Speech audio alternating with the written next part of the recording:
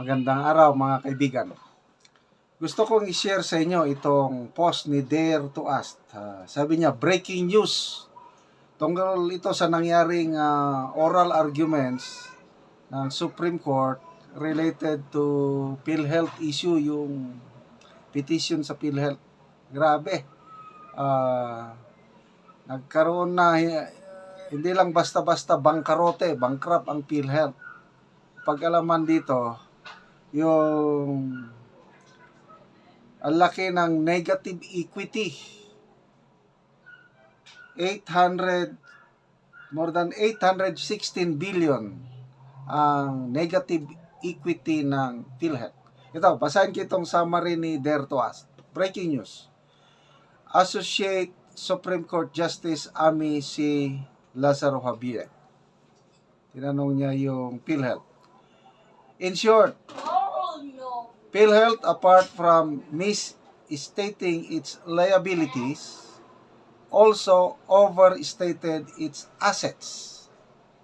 Therefore, if the total actual assets is significantly less than what has been reported, the negative equity of PhilHealth may be way more than 816 billion. Correct, Mr. PhilHealth Vice President? Sagot naman ng Vice President Renato Liamsaco, yes, Your Honor. Grabe, yung financial statement ng PhilHealth na busisi, tinawag na systemic accounting fraud. Kalokohan. Yung kanilang liabilities, saan na ba yung nilista ko kanina? Ang liabilities nila nasa 1.14 trillion liabilities. Ang assets nila nasa 400 billion.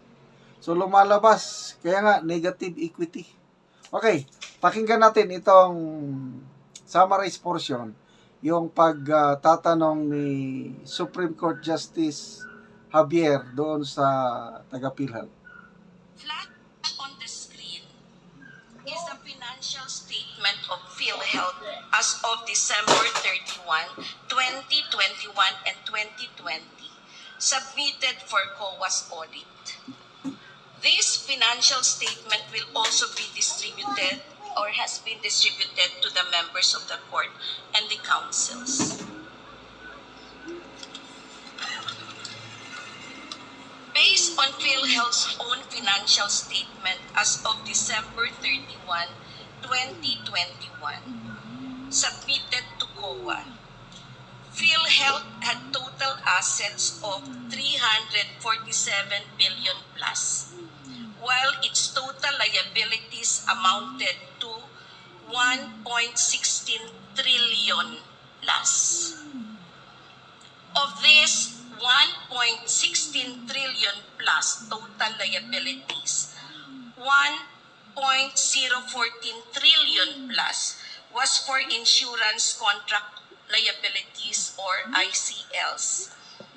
In fine, in 2021, PhilHealth had a deficit of 816 billion plus per its own financial statement submitted to COA in 2021. On this financial statement and per COA's independent auditor's report dated June 30, 2022, COA issued an adverse opinion. Adverse opinion means that COA, okay, may I ask you, sir, what do you mean by adverse opinion? Your Honor, adverse opinion, this is an opinion that is qualified, Your Honor, and the Commission on Audit found there are some inaccuracy in terms of the presentation of our financial report, Your Honor. All right. I will present to you the actual wording, the actual words of COA in its adverse opinion. Right. Adverse opinion, this is my word, my own words. Adverse opinion means that COA found that PhilHealth, and the following are the words of COA. And I quote, financial statements do not present fairly. PhilHealth's financial statements do not present fairly in all material aspects the financial position of PhilHealth and its financial performance and cash flows. Close quote. So, it simply means that the total numbers reported by PhilHealth did not even represent yet the full extent of its liabilities, among others, aside from the fact that its assets were found to have been overstated. So, may I request Attorney Cuevas, please, to read the observations of COA into the records. With the kind indulgence of the court, the balance of the account provision for insurance contract liabilities, or ICL, as of December 31, 2021, both in the amount of 1.14 trillion is unreliable due to A. Non-recognition of the changes in estimates in calendar year 2021, which was not in accordance with the requirements of the Philippine Accounting Standards, resulting in the misstatement of the accounts, provision for ICL, and members' equity accounts as of December 31, 2021, and other comprehensive income for calendar year 2021 by 674.946 billion pesos, and B.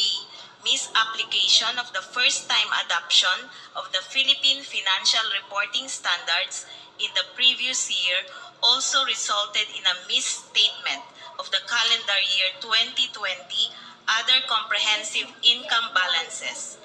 These deficiencies affected the fair presentation of the accounts in the financial statements, contrary to paragraph 15 of the Philippine Accounting Standards. Okay, so Mr.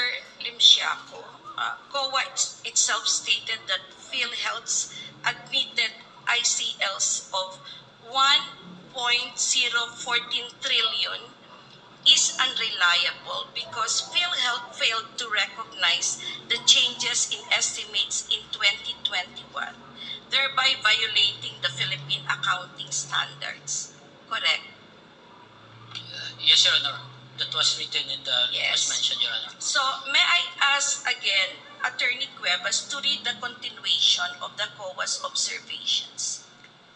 The accounting errors in the recognition and measurement of investment in bonds and accrued interest receivable resulted in the overstatement of investment in bonds, accrued interest income, and interest income accounts by 26.429 million pesos, 7.202 million pesos, and 7.202 million pesos respectively, thus affecting the fair presentation of these accounts in the financial statements as of December 31, 2021. All right, thank you, Attorney Cuevas. In short, PhilHealth, apart from misstating its liabilities, also overstated its assets. Therefore, if the actual total assets is significantly less than what has been reported, the negative equity of PhilHealth may be way more than 816 billion pesos. Correct, Mr. Vice President? Yes, Your Honor. Yes. Flash on the screen. So, yun. Grabe, no? To summarize, ano? Yung presentation ng financial statement ng PhilHealth, malabo. Binayolate niya ang standard ng Philippine accounting standard. Inaamin nila. So, sinabi ng Supreme Court Justice, yung, saan na yun? Overstated. Sandali ha.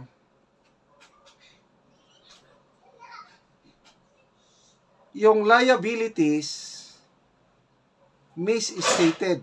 Ibig sabihin,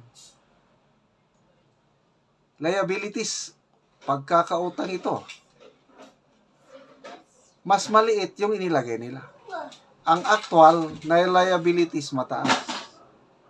Then, yung assets naman, overstated.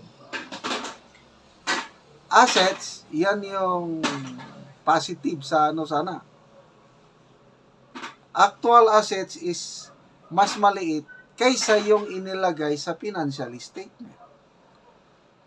So, ang nangyari, ang PhilHealth nagkakaroon ng negative equity sobra pa sa 816 billion pesos.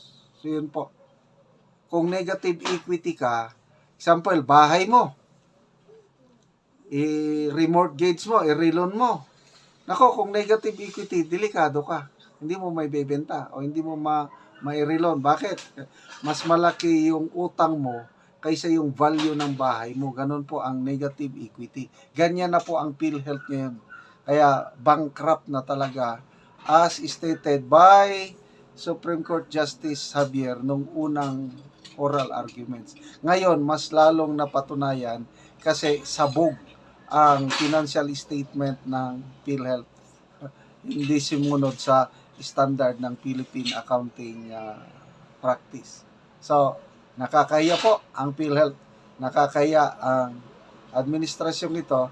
Sinasabi nila, ang daming reserve fund, ilang billion. Ang dami. Yan pala. PhilHealth statement. Sabog na sabog. So, ito. I don't know kung anong mangyari sa kaso nito. Baka magiging talunan ang PhilHealth. Kawawa ang taong bayan.